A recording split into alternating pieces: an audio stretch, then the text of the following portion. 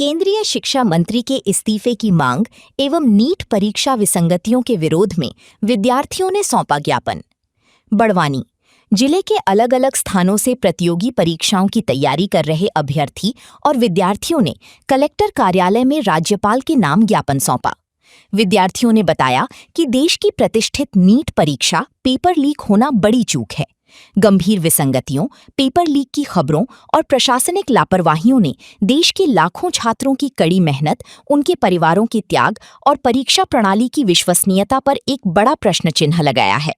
विद्यार्थियों और नागरिकों की ओर ज्ञापन सौंपकर उन्होंने मांग की है कि देश के लाखों युवाओं के भविष्य से खिलवाड़ और परीक्षा प्रणाली में हुई इतनी बड़ी चूक की नैतिक जिम्मेदारी लेते हुए वर्तमान केंद्रीय शिक्षा मंत्री धर्मेंद्र प्रधान पद से इस्तीफा दें। परीक्षा प्रक्रिया और विसंगतियों की एक समयबद्ध, निष्पक्ष और उच्च स्तरीय जांच सुनिश्चित की जाए ताकि दोषियों को सख्त सजा मिल सके।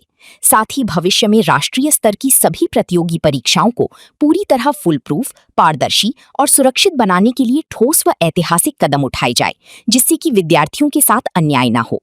इस अवसर पर विद्यार्थियों ने जमकर नारेबाजी भी की। बड़वानी से संजय बामनिया की रिपोर्ट। योगेश लोहारे हैं, मैं निवाली तहसील के ग्राम क्रूसखेड़ा से हूँ और यहाँ पर हम सब छात्र यहाँ पर आए हैं जो शिक्षा व्यवस्था में भ्रष्टाचार हो रहा है उसके खिलाफ आवेदन देने आए हैं। और ये आवेदन लेने कलेक्टर मैडम ही आएगी तभी देंगे हम, नहीं तो हम यहाँ शाम तक बैठेंगे और कलेक्टर मैडम को ही आवेदन दे के जाएंगे।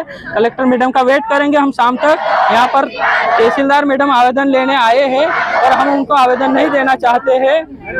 दिल्ली में जो 20 दिनों से लगातार भूख हड़ताल आंदोलन चल रहा है उसके बावजूद भी सरकार कुछ जवाबदेही उचित नहीं समझ रही है। उसको लेकर पूरे भारत देश में जगह जगह पे युवा छात्र आंदोलन करके इस्तीफे की मांग कर रहे हैं, शिक्षा मंत्री के इस्तीफे की। तो शिक्षा मंत्री को इस्तीफा देना होगा और निश्चित तौर पर देना चाहिए।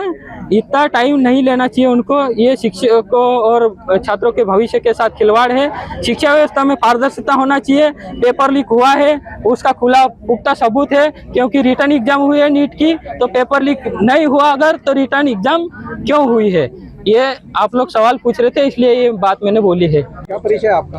राजा सूर्यवंशी नाम है सर मेरा।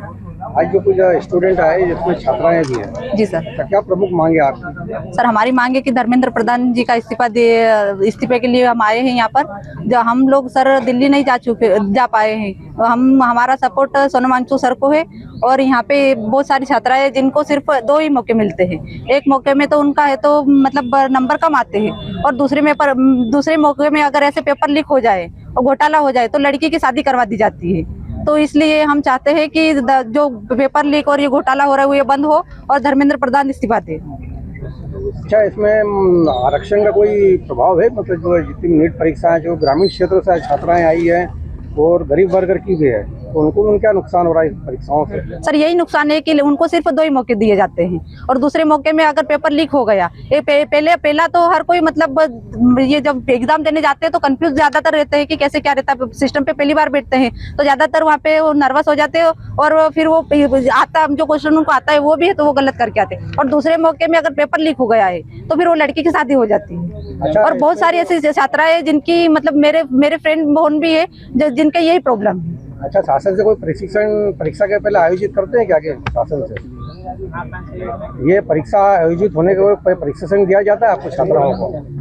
नहीं देते हैं प्रशिक्षण? नहीं। परीक्षाएं कैसे दी जाती है? नहीं, कुछ नहीं।